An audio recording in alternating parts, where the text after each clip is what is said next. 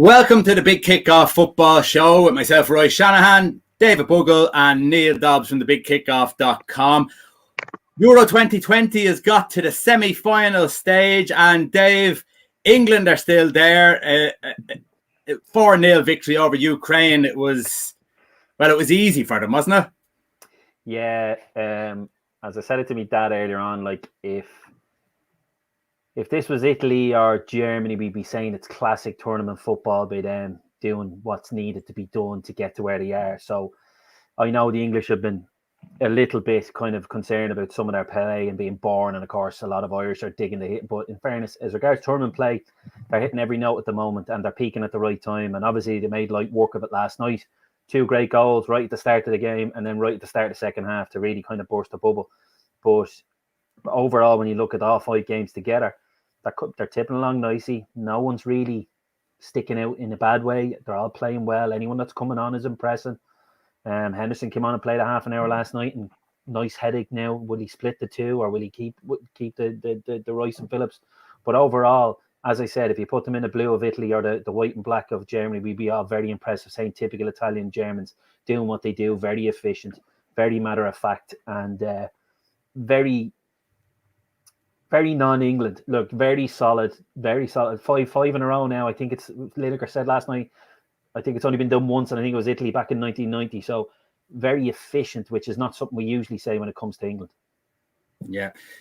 Dave, when you look at Harry Kane, Jose Mourinho came out during the week and he says when he got that first goal, he said he's going to finish on more goals than Raheem Sterling. It's just that thing about strikers' confidence. And Harry knocks in 2 in the next game, albeit we can't really say too much about the defending from Ukraine. I thought it was pretty abysmal. And I think it gave England more of a glossier look on their performance because I thought they were very, very poor. But Harry Kane's off the mark and it shows you if he gets the service, he can score goals. Yeah, sure. There's no denying it. Like, everything's shooting from the hip when it comes to tournament football. Sure, England were the worst team ever once they drew with Scotland. Anyone who wasn't English just were delighted to stick the knife in that night.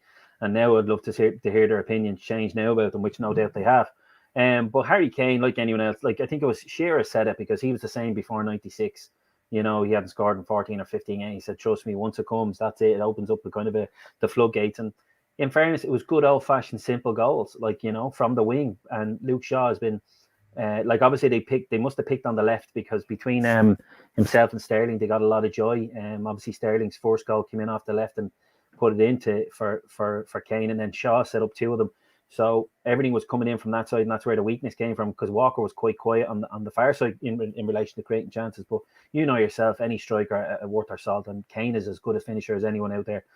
It's just a case of putting him in the right place at the right time, and he'll bury it because he hasn't exactly been missing sitters. So I don't think anyone worth their salt who kind of knows a bit about the game would have been too worried about his confidence, Yeah.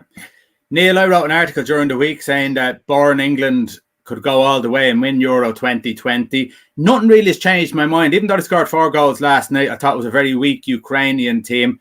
And what I meant by boring was they've set themselves up not to concede goals. That's working out absolutely perfectly.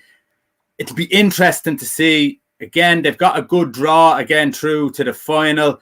Interesting to see against the likes of Italy, if Italy get to the final. Not so much Spain, because I think Spain are a little weaker this time. I expect Italy to go through, but you never know.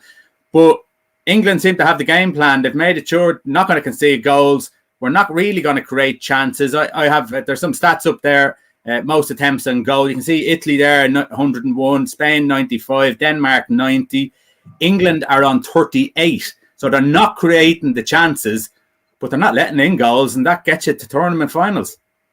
Yeah, do you know what it is? It's just slow and steady pace. I think Southgate, for anyone that would have had doubts about him, or maybe when you would have gone up against what I would say a higher quality of manager, maybe he could be found out or there could be some issues going on there. But he's absolutely playing a blinder. He doesn't seem to be listening to the press. He's not getting sucked in, and he refused to get sucked in on the Sancho, Grealish, Foden scenario when, they wanted to make a big deal that the superstars weren't playing. Like, we've watched a lot of England over the last few decades, and their biggest issue when they had the last kind of generation, your Scholes, your Lampards, your Gerrards, was that they tried to compensate and fit them all onto the same pitch.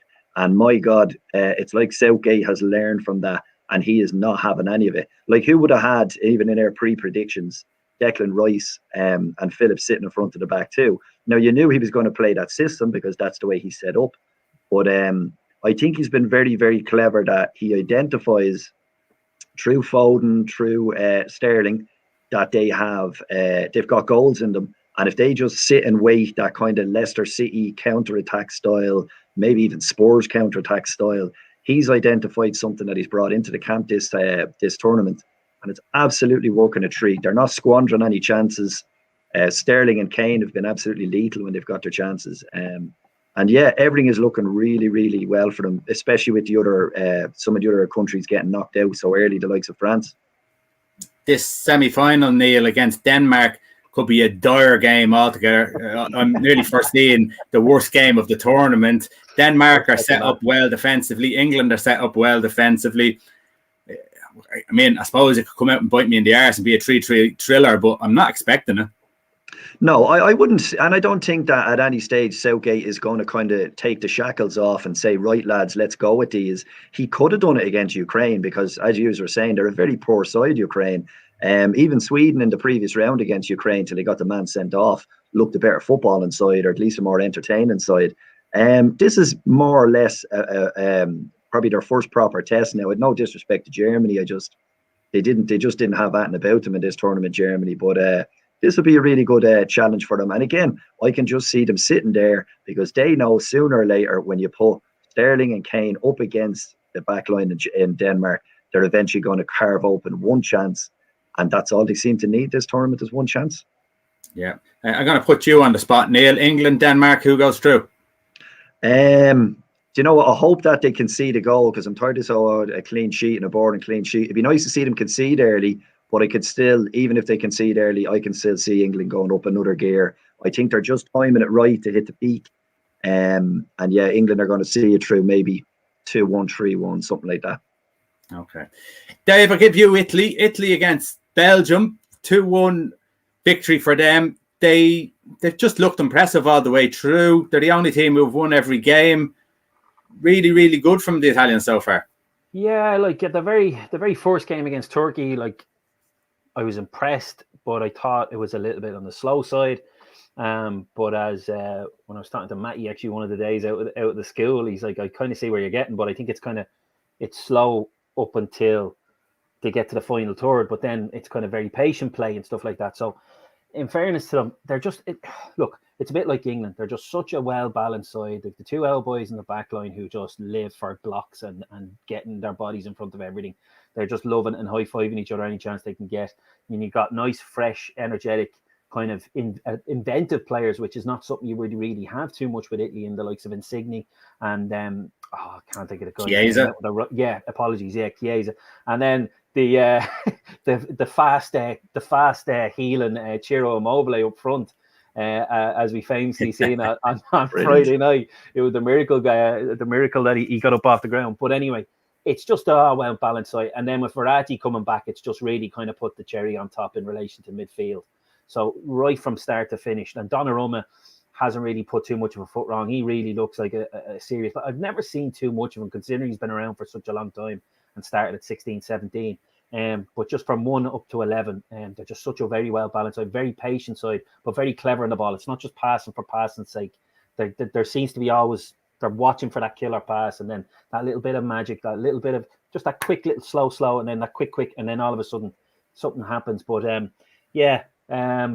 they're probably a minor favourite, slightly ahead of England for me. But yeah, just such a very well balanced side at the moment. In a great, what is it, 19 in a row now or something? I can't think of the. But no, higher than that.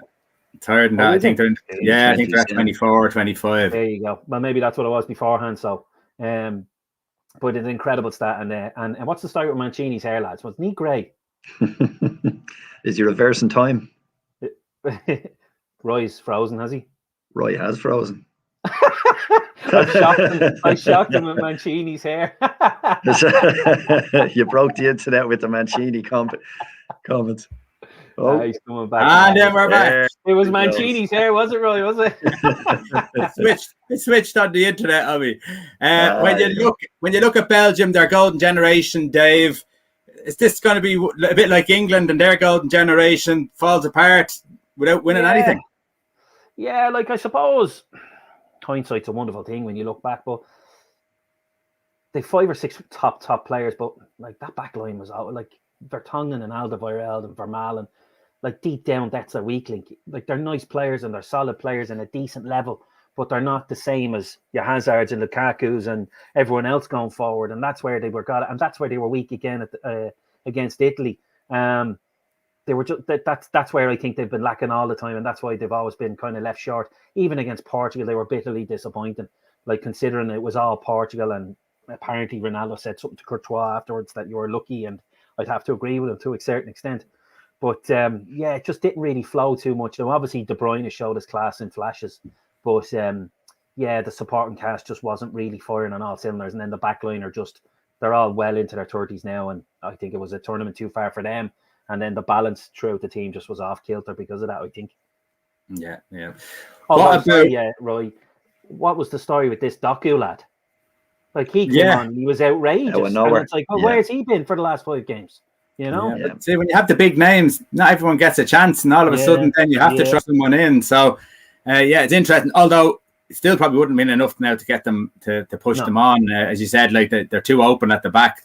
Too old probably at the back, and unfortunately that's something they need to sort out if they want to have a chance in the World Cup. World Cup's not too far away for them. If they can adjust their back line, it's only a year and a bit till we go to Qatar, so they have an opportunity if they can get that back line together. Neil, Spain against Switzerland. Spain get through again. Once it was 1-1, it kind of just petered its way out, and a red card that you might disagree with me. I didn't feel it was a red card. I think he went in, won the ball. I think they're starting to want contact out of football, because now if you make a perfect tackle and you slide into someone, it's a free kick. So there's no contact allowed in football now in tackles. The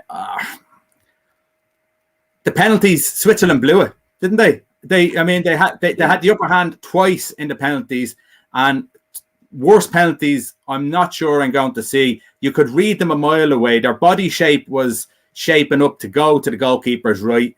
You always open your body up, and then you can pick either side. But I thought they were very readable and very poor. Yeah, do you know what it is? When it comes to penalties, look, sometimes the occasion and the pressure, in a moment like that just gets to players. And even the nervousness, the young lad that missed the penalty that they were all kind of gathering around at the end of the game, he just didn't look physically, emotionally ready to take that penalty. Now, whether it happens when you're standing around a group and I imagine it's pre-arranged who is going to take the penalties. Maybe there could be 1 or 2 spots depending on subs or injuries or whatever. But, you're probably feeling good about it. And then you make that walk up to take the spot kick, and all of a sudden you realise this is a huge, huge moment. So every single one of them penalties came with that extra pressure. And, the Swiss absolutely completely bottled it. Which was sad, really, because they had a really, really good tournament as far as they surprised everybody. They didn't just sit and pack the defence. They were attacking. They were actually a good team to watch. And from a Liverpool's perspective, me and Dave, you'd be keeping an eye on Shaqiri the way he plays for Switzerland, and you think to yourself, how can that guy play 4 or 5 games in a 14, 15-day period, and he can't play 4 or 5 games in 6 months for Liverpool? It's incredible. So, but yeah, no, I was glad that they didn't get through, because I think it sets up better ties further down the line. But had they progressed, you couldn't have argued based on the game itself, Yeah, Dave, glorious for Ireland, the 33rd nation who wanted to get in. Switzerland come up with a beauty to try and get the game replayed. 240, nearly 250,000 signed a petition to get the game replayed because of the goalkeeper's foot off the line for the one of the penalties, and it's just a whole load of nonsense. And it just shows you, if someone puts something up on the internet, anything can sort of tumble and roll and gather pace. I should give him a 5 million payoff and say nothing, like, keep him straight. Allegedly. Oh, no, that was official. No, that was official, wasn't it? We got 5 million, didn't we? Yeah, I think it was something along them lines. Yeah. Another one, though, I'll stick with you, Dave, for a second. It was very interesting to see Italy, and it came out in the news with Italy on Ronaldo last week was given out, or the week before, given out about Coca-Cola.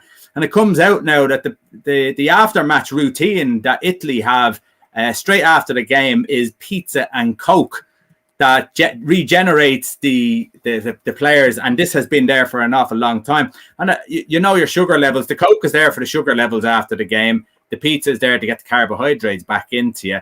Seemingly, this has been done over the years from Italian teams and still done by Italian teams. So this kind of knocks Ronaldo and his attention seeking out of the water. Oh yeah, we can come to that later when we mention Messi, because I did a bit of digging on Ronaldo earlier during the week to quite a few manx, should I say. We can come back to that later. Okay, I always like an old manx fashion. Okay, we'll come back to that soon. Neil, players, and you've talked about Shaqiri there for Switzerland, players who do perform at the Euros but don't perform for their club. Shaqiri might be a bit harsh on him. He's actually not getting in. I mean, he's not probably getting the time on the pitch. So who else would you have a look at there? Well, Shaqiri, I was thinking Shaqiri more so of a fitness point of view. Like, there must be some reason why, and I'm not even saying that Shaqiri doesn't even get in. Sometimes he doesn't even make the bench, or he picks up a muscle strain and he goes off into Europe, and then you don't see him for 3 or 4 months. So that's why Shaqiri sticks out to me, because there's something not right, or something doesn't match with him when he's at his club, which is Liverpool. Players that don't, or I'd say that perform differently in tournaments, is someone of the likes of Gini Wijnaldum, who plays as almost a cam role. And for Liverpool, you know, what does he score? A goal a season? Does he even score a goal a season sometimes? And he goes out for Holland and he's one of their highest goal scorers. He's a proper threat. He's released the shackles off him. He plays in a completely different position that it almost looks alien when you see him in the Dutch shirt. And he does it and delivers time and time again for the Dutch. I can't get over the change, how he can be so disciplined or be trusted to play such a disciplined role for Liverpool. And for Holland, he's literally just given a free rein. And it's always intriguing to see that. Other players, I guess, that didn't happen for them maybe this time around was Bruno Fernandes, would be probably the most high profile one. That it was a real disastrous tournament for him. Now, you can put that down to the fact that they've literally flogged him like a donkey this year. He's played 150 games, probably 70, 80 games. Like, that's absolute madness. And it's obviously after catching up with him. It's not like he became a bad player by playing with Portugal with better players around him. But that'd be he'd be the most high profile one, I would say, that it didn't happen for in this tournament for sure. Yeah, Dave, if you got any there, or maybe even a player who didn't perform or did perform but doesn't play, you know, vice versa, who doesn't perform for their club, or does perform for the club, but vice versa, doesn't perform for their country, or does perform for their country. Get that out of you. Fuchsia says, and I don't know what kind of term this is, but for me, the big surprise is Denzel Dumfries, because this guy all of a sudden is Cafu, according to everybody. Now, he's 25, so all the scouts of world football need to be sacked if this guy is that good, because he's 25 playing in Holland and playing for PSV. Every scout will be watching Ajax and PSV practically every week, and he's not with any of the big boys. I'm not saying he's not good enough, but calm him down. You know what I mean? He's told to just go wild and grab the headlines and go forward. And all of a sudden, the guy is one of the greatest players that there is at the moment. And I'm not saying full, but some club's going to buy him. And it'll be very interesting to see what he does next year. And we'll be all still talking about him next year, because all of a sudden, everyone's talking about him. It's like, well, he's been around for long enough. That's where I'd be like, calm down. It's a bit like when I found out Jesse Lingard was 26 and I still thought he was young and up and coming and prom. And once I heard he's 26, I went, right, I'm over. I'm finished with him. It's done. Like, so I'm a bit like that with Dumfries now, because it was just, I'm not jumping on that train yet, because as I said, 25, the scouts are bluffers in my opinion. If he's still with PSV at 25 years of age, and he's that good. Yeah. Okay, Neil, the travel arrangements for the whole tournament was, well, it's massive, isn't it? If you have to go from London to Baku and from Baku to wherever, Munich, there's a lot of traveling going on. Is this kind of tournament something you ever want to see again, or is it just far too much for teams to be moving around? I think that type of journey. Now, obviously, Wales had a big moan about it, but they were hard done by as far as travel goes, probably the worst of them all. I suppose it only really matters when you lose and you're knocked out, and then you have something to kind of complain about. But I think ideally if you look at England, they went from Rome to London. That's no big deal. Even I know there was a game scheduled for the Aviva as well that we missed out on. So maybe that's enough close quarters. Or maybe if they're going to go through this scenario again where they are going to open it up internationally, try group them where they don't have to make these crazy journeys that, it obviously takes something out of you, the extra travel, the time spent in hotels, you know what I mean? You want to have a camp. I think it was always, the Italians were actually always a very good example of that years ago when they used to bring in the wives and make this kind of almost little village for themselves. And, you barricade yourself inside the camp and it becomes something, good for team building and family. And you're trying to create something that wouldn't be there on a club scene.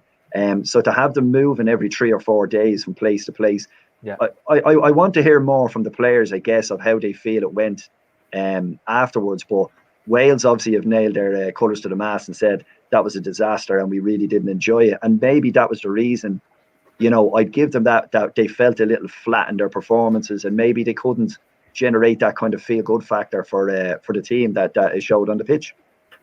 I'm trying to figure out, did Wales play their first 2 games in Baku or did they have to move?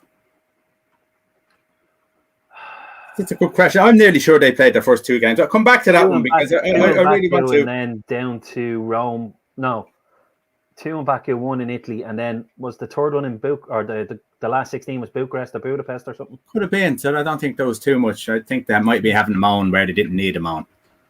Yeah, I think blame something, didn't they? I think before the tournament, Leon, I never really looked at it too much, but before the tournament, the sentiment of countries who will never get to host it like ourselves, it was a nice thing, and I get why they were doing it. But it was only when it kind of kicked off and people were talking about the different travel, and you're kind of going, geez, yeah, this could be a bit of a pain because a lot of them set up a bit of a camp and they might disappear for a day to play a game somewhere and then come back to their camp for 2 or 3 weeks and they're nice and settled. So living in the suitcase and in a plane every 2 or 3 days, more, not necessarily on the body, but it could be very taxing or very kind of unsettling for people and piss people off. But yeah, I can see this being a one and done, and I don't think I'll visit this again, that's for sure. You keep talking there now because I'm looking up these players. I'm not happy with these lads at all. But we'll get there. Somebody was always going to say it at the end of the day, right? Like, because it's the easy cop out. Wales just weren't the same team as good. Listen, getting out of the group was good enough in my opinion for them. Yeah, I think so too. Neil, Gareth Bale finished. It looks like to me he's just an average player now. That's where he is, and he's not. There's nothing special about him that's going to make him any different than any other player now. He's back in the pack.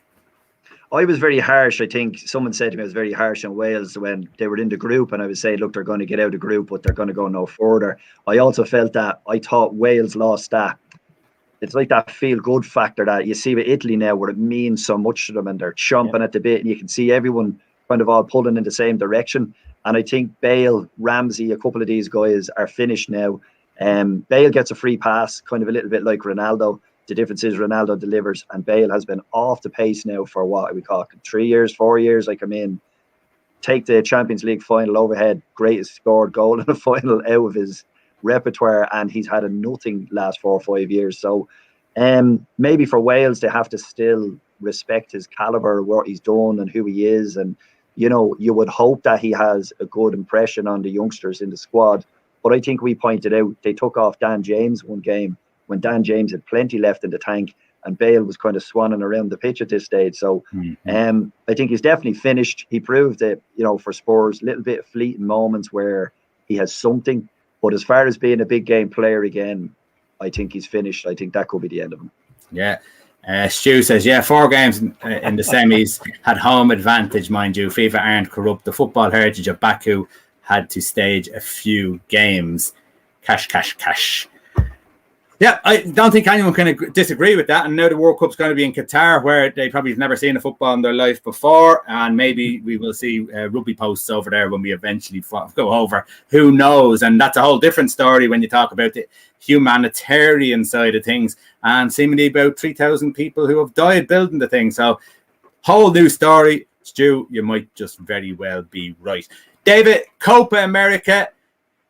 Is it Messi's year? I found this bizarre. There's 10 teams in this. Yeah. They play so much. And then what way does it go? 8 teams go into the quarterfinals, 2 lose out. Is that the way? They usually mental. have, no, but that's why they usually have at least 2 guests every time now to bulk it up. Like you'd see the likes of America and Mexico, sometimes Australia, Japan, and a few others because of that very reason. But obviously with COVID and everything's going on, they've gone back to the way it used to be of the two groups of 5 instead of 3 groups of 4. So yeah, quite easy to get out of the group stage at this stage. But yeah, he's on 4. Got a nice free kick last night and 2 assists. They won 3-0. They're into the semi-finals against Colombia. Brazil are on the other side. Most of the games are on midnight, 2 o'clock, so it's more just highlights in the background in the morning. I get to see it. I'll probably watch the final next week, obviously, if the two of them make it, because it'll be carnage. Let's face it, it's always a bit wilder when you watch them over in South America. The refs seem to kind of still hark back to the olden days where they let a few things go. As if you Google or YouTube Jesus the other night, Jesus, it was like a foot into the shoulder / neck of who were they playing in the end? I can't remember. I think it was not Ecuador, Chile, to get sent off, but 10 men. Paqueta scored to go at 1-0, and they're in the semis now against Peru, and Argentina on the other side against Colombia. To be honest, in relation to the Messi Ronaldo, I don't care anymore. They're the same. I'm like they're one of the same. I think some of the stuff they've done is because of the other person. Do you know what I mean? But this is the one thing that I think you can say Ronaldo has over him is the international trophy. And Messi's been in 3 Copa America finals. I think he's been in 2 World Cup finals and yet to have his hands on a trophy. So Well, it's 1993, Dave, since they've won the for Copa Argentina America. total, yeah. Madness. Exactly. Yeah, so it's a long time now. So it's not just people who like this Ronaldo and Messi thing. They like to compare. It's not just since Messi been around. It's a long 100%. time for Argentina.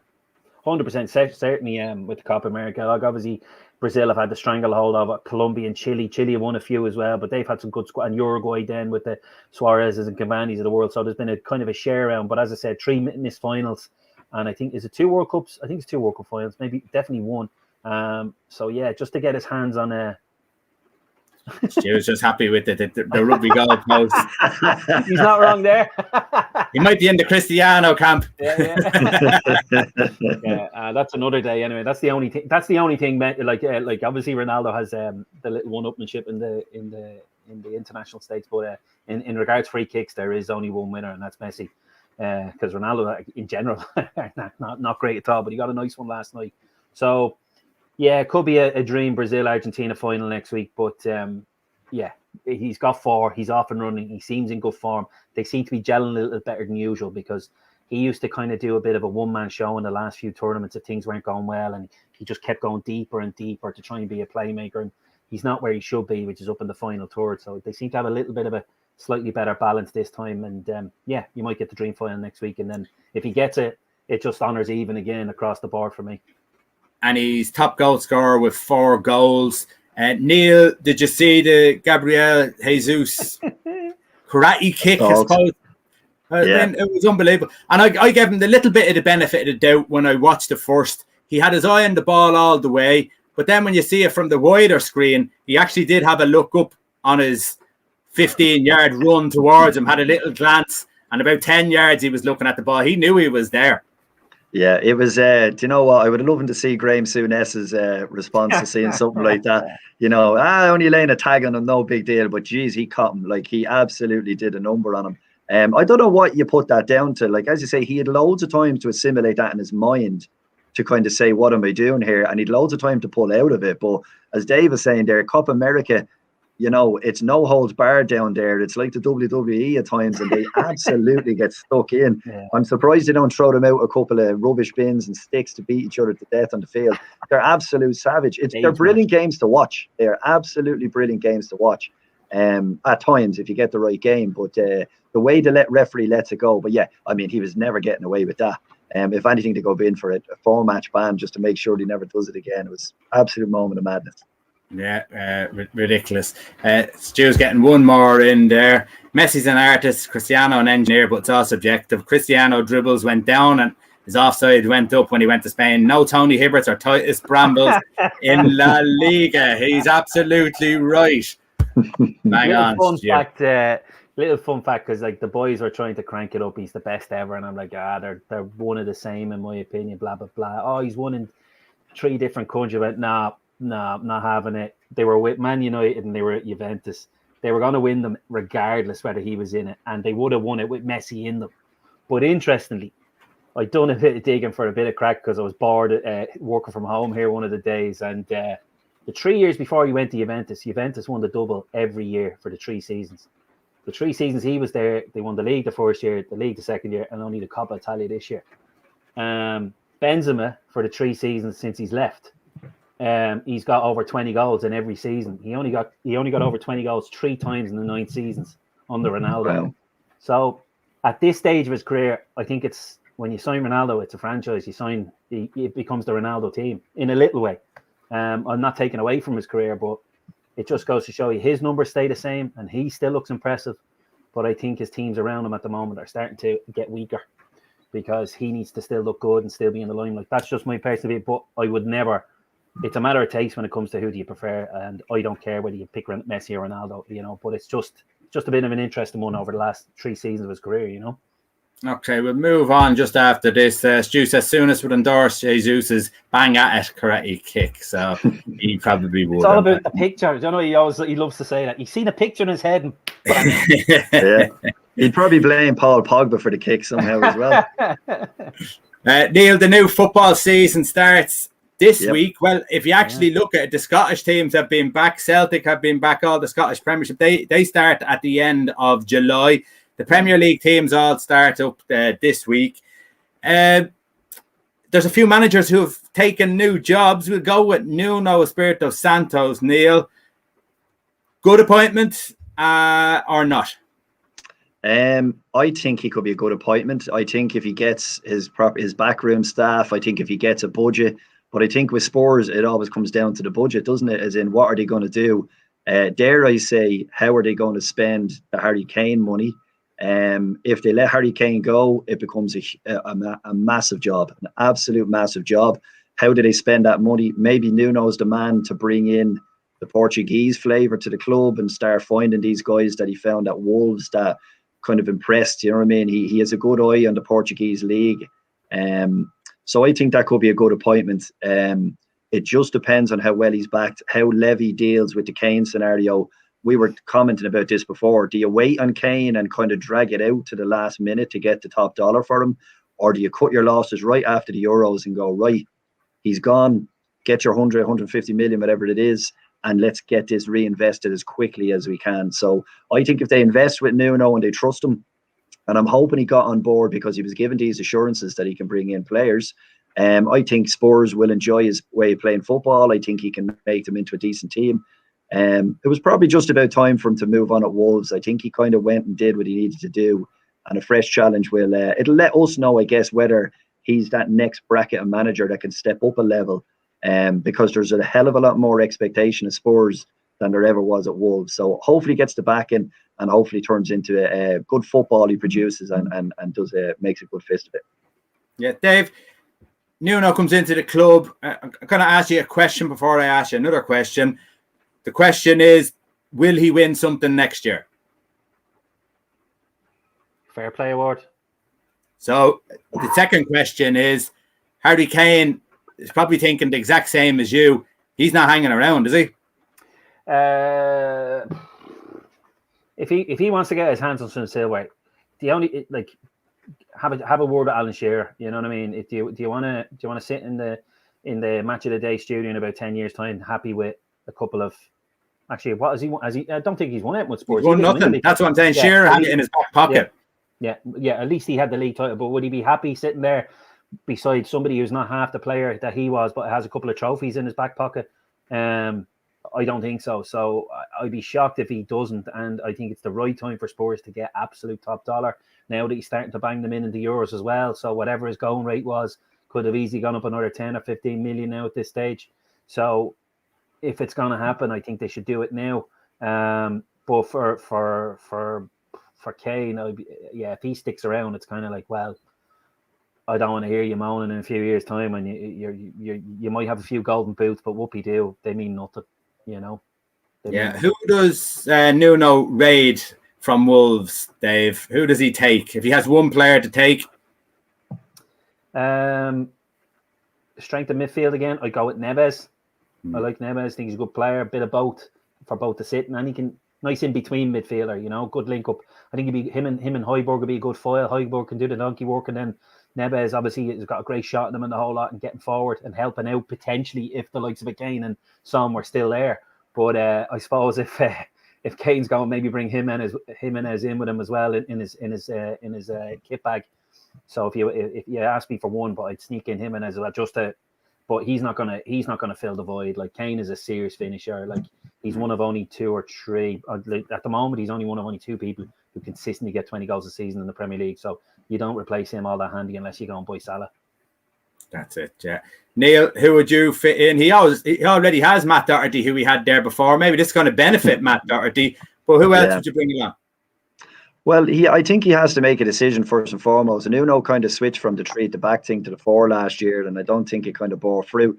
So he needs to think. I think Spurs' defence is probably the most worrying aspect. I think going forward, Spurs have a little bit of something to them, and I think they even showed that since Mourinho left. They have good options, albeit obviously with Kane going, look, you can't replace Kane, end of story. Neto, if they were going for someone young up and coming to maybe, give them something instead of Lucas Moura, he could be a guy to step into his shoes. I don't really think he'd be going for the likes of Adama Traore or something like that. Like, they have Son, they're kind of well covered. Connor Cody could be one to go in and marshal his back line and show them the way he wants to play. I don't think he would cost an arm and a leg. But when you go into a new club like that, you want someone to bring your voice, someone that understands you, that you're getting the message into the dressing room. So maybe that would be an area, like a leader in the back line. And I'm not necessarily saying Connor Cody is a top 3-4 type of defender, but I think his organisation and what he does at Wolves, if he come into Spurs, could he do that job and kind of galvanise the back line a little bit better communication? Because that's where Spurs need to improve, no doubt about it. Yeah, Dave, myself and Neil talked about Rafa Benitez there a couple of weeks ago. Yeah.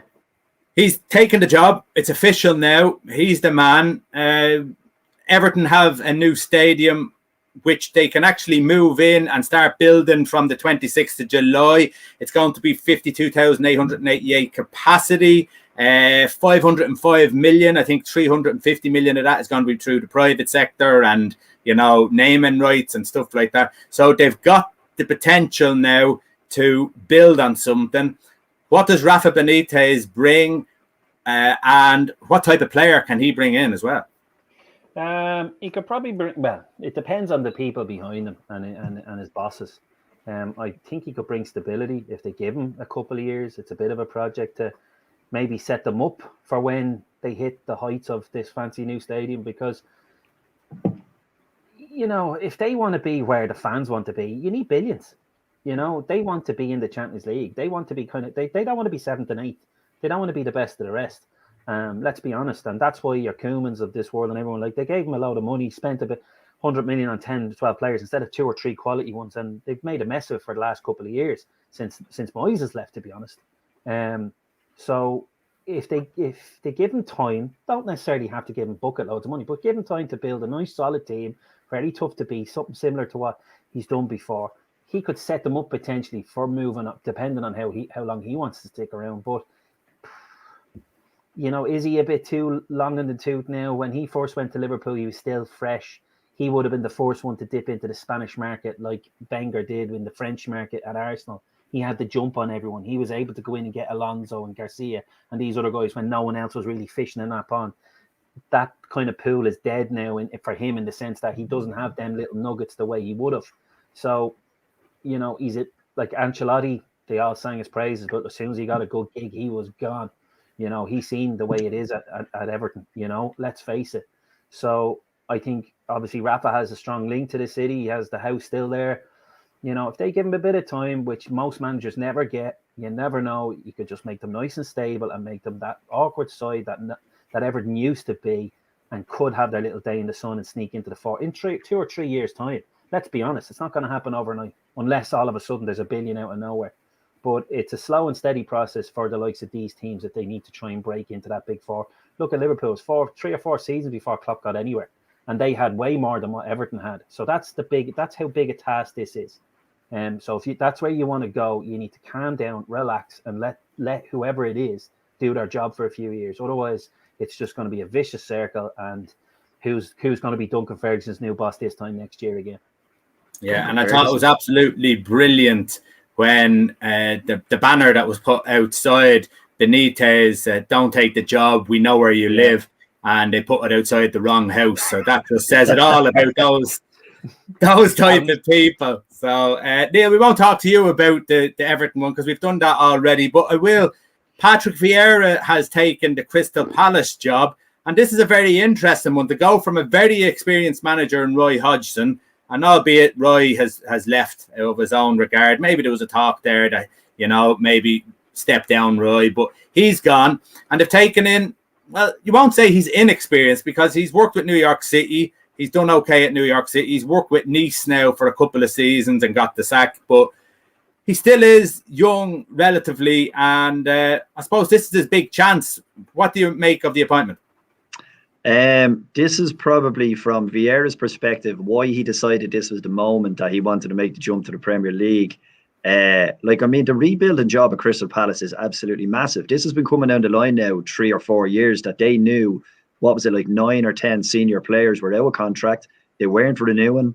And he's literally going to have to build that squad from scratch. This is a massively, massively dangerous appointment because you're moving from someone in Roy Hodgson where you know exactly what you're going to get. You're accepting you're going to get a relegation battle. You're going to finish comfortable, and you're just going to keep ploughing on. And now they've gone and it's a change in personnel. It's a change in players. So he's going to have to bring in 8 or 9 new faces, get them all to gel, and then survive for his first year in the Premier League. And it is a massive, massive task. I don't know what the funding is that he's going to have to do this. Is this being the plan where they've been saving up money to identify players and bring in players? Are they going to be shopping in the Championship? Are they going to be going further abroad? Like we're saying there, will Vieira pluck 1 or 2 people from the French league that he's been keeping an eye on over the last maybe 2-3 years, much like other managers have gone back to Spain and Portugal and kind of robbed the young up and coming talent? So Vieira has a lot of things that he's going to have to get right for this to go well. It could be one of these where we're sitting here by Christmas saying he's Gonski. It didn't turn out well. He couldn't get the right blend of players, and then it all went pear-shaped. So a very, very interesting project to watch under Vieira. Yeah, he's done relatively well, Dave. He went to New York City. They finished 17th, but then the following years they finished 4th. They finished 2nd. They got beaten in the semi-finals of the MLS Cup. When he went to Nice, he got them into 7th and 5th, and he only got the sack the year after because they got knocked out of the Europa League in the group stages, albeit losing 5 out of 6 games. So he has brought progression within 2 teams over a space of 4 years or whatever. Maybe that experience is going to help him, but when you're at Crystal Palace now, where the team has been solid for the amount of years that Neil has been talking about, they've had a game plan, they've had a style of playing. All those things are going to change now, and this could be a very, very dangerous time for Crystal Palace. Massively, because as Neil said there, the amount of players that are going to, some of them will stick around, some of them will get a new contract, but then there's others who won't, and then the ones that stay, the air comes in, and all of a sudden, this is not what I like, this is not the way it used to be, and then, Zaha is volatile. If he's still around, he could all of a sudden, I'm out of here. And all of a sudden, you've no star player, and all of a sudden, we're looking at Palace back in the Championship again, just like that. That's how ruthless this league can be, and it's a fine margin. And whoever he brings in needs to kind of perform early, because the fans will get desperate. Because yourself, once you're flirting with the bottom anywhere near Christmas time, everyone starts to panic. And obviously, they've been fairly solid for 3 or 4 seasons, exactly like you said. So it's incredibly volatile time for Palace.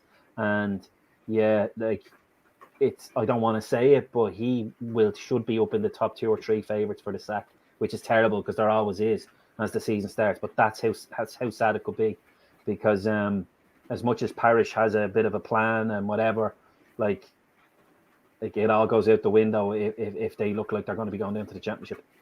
Yeah, player recruitment is crucial in that one. Neil, I'm going to talk to you about Jadon Sancho, because this move, although not finalised, is 99% done, bar the shouting, bar the tournament, the Euro 2020 tournament being over. Listen, he doesn't blow my socks away. I've seen him again in the Euros. They talked him up to death after the Ukraine game. He did one dribble, a couple of decent passes, and I haven't seen. I hope I'm totally wrong for obvious reasons, but he has in the last 3 seasons. He's got 20 assists. He's had goals. I think it's something like 16, 18, 16 or something like that. But again, as I had said before, the Bundesliga is not on par with the Premier League, not by a long shot. It's a totally different league. What do you make of Jadon Sancho? Maybe you're seeing something that I don't see. I really hope you can see that he has talent. I actually see in that game against Ukraine, I seen he worked hard. He does chase the ball down hard. He does work hard. So maybe I'm being totally unfair, and I really do hope that I just haven't seen the best of him yet. Yeah, it's going to be one of these things you won't know until he pulls on the United shirt. Like, can he grow when he puts on the shirt, or will he wilt? You look at what Fernandes did when he came in at Man United, and he literally just grabbed, the essence of the dressing room and went, right, lads, let's go. And he dragged the team with him. Now, there's not a lot of players that do that for any stretch of imagination. So I don't think Sancho is that type of player. But can he bring his own, the way he played at Dortmund, can he bring that, can he bring the form, the assists? I think you're dead right about the work thing. Like, I've watched a good bit of him in the Bundesliga now, and he does put in a hard graft and shift because the Dortmund manager demands it.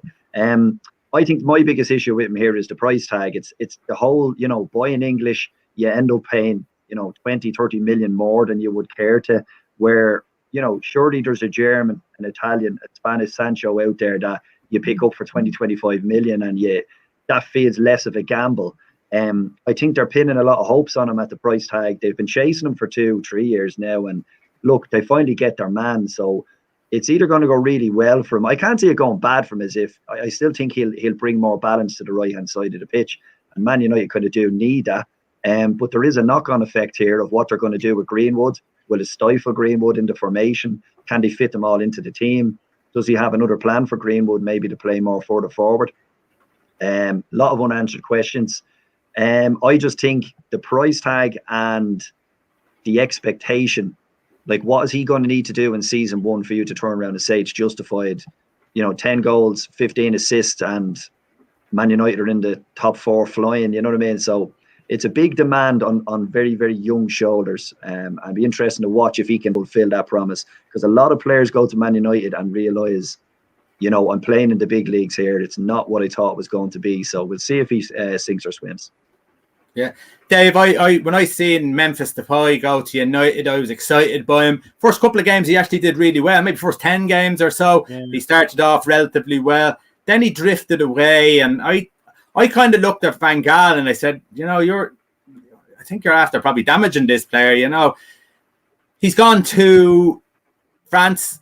He's done unbelievably well in France. He's scoring goals for fun. That kind of made me think even more. Then I see him in the Euros, and he was absolute rubbish. And it kind of confirms to me that maybe some of these players aren't at the level that we think they are, just because they're playing in leagues that aren't at the level that is needed, i.e. the Premier League. And we've always heard of the Premier League is better when it wasn't better. But actually now the Premier League is a better league than most of these leagues. Yeah, 100%. Like, you look at Timo Werner coming in, and Havertz have been a bit slow off the mark. They still might come good. They still have a lot of, like, I'm kind of rooting for Werner because he seems to do all the right things. It's just needs to get the goals going, to be honest. But there's certainly an element of truth in that. And it's the same, like, and we said about for many a year, even the likes of the South American players, as skillful as they are and all that, it's a very tough success rate for them when it comes to England, because it's a much quicker pace. You don't get much time to just sit there and preen and look pretty and send little balls here, left, right, and centre, and just show some skill. You have to graft as well. So it's a good it's an honesty test of a player, to be honest, in the Premier League, because yes, being a good player is one thing, but are you going to work? And you have to work in the Premier League. You don't survive long if you're being carried. So with Sancho, that's the one thing is certainly I think stuck out more so than that dribble, was that work ethic the other night. So I'd be a little bit more hopeful for you if I was you, to be honest, Roy.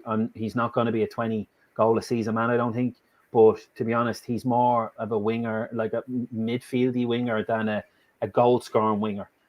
So I think he'll provide just as much as he'll score, which is exactly what you need for the guys in the middle. Because to be honest, like one of the lads in the WhatsApp group as well, he just keeps saying at the same time, it's a very simple game, you know, get down wide and whip it in. And look at what England did yesterday when they got wide. They create havoc. Centre halves don't like it anymore. It's like a new thing. You get wide and whip in balls. Centre halves cannot stand them, you know, because they're not used to defending like that anymore. They don't like crosses. So, you know, Sancho could be exactly what you need right now, because it's a new craze in the game called crossing that centre halves are shite at. Because it's marking, just basic marking. They just don't look around. Heads are up their arse. It's unreal. And some of these guys are the best, allegedly, you know. So I'd be a little bit more promising. I think it's a little bit more promising than what you might think, to be honest, right? And if I'm right, I hope I'm not, but I'm sure you'd rather me be right than you. Yeah, no, as I said, the work rate is the thing that gave me the hope. If you're going to work hard, you have a chance. Neil, Norwich City are up this year. It's normally Norwich City are down next year, but this time their recruitment has been a little bit different, and they've got Billy Gilmour in, which I think is a fantastic player to get in for someone like Norwich. Maybe that's what they'd have to do. Maybe they have to get the loan players in. Maybe their finances over the years, they've always been an up and down club. They've nearly sacrificed and sort of their Premiership survival by making sure they were financially stable, which is obviously, there's nothing wrong with that, but they'd never really give themselves a crack of it. This signing might be a sign that this time maybe they're going to give it a good go at staying up this year. Yeah, I think it's a very shrewd signing, and that was even before, you know, Gilmour became the best Scottish midfielder after playing against England. But I think he's a promising young lad. I think there's obviously something about him, because even Tuchel used him a little bit in the kind of coming near the end of the season. It's not a gamble by any stretch of imagination. I imagine they went in there with serious intent, and they identified him as the type of creative midfielder that they want. Perfect club for him to go to. He'll get loads of game time. Norwich will always give their youth a chance, and if they're going after him, they're going to give him a chance to get in there. Billy Gilmour needs a season of football. End of story. If he wants to progress and he wants to kind of show he belongs at Chelsea, he needs a season of football. And if that's how you get it, so I'm sure there's a lot of other young lads out there at the other top four clubs that can't get in and can't get regular starting time will be thinking that would be the type of move. Rather than going to the Championship, you get a season on loan to one of the up-and-coming teams.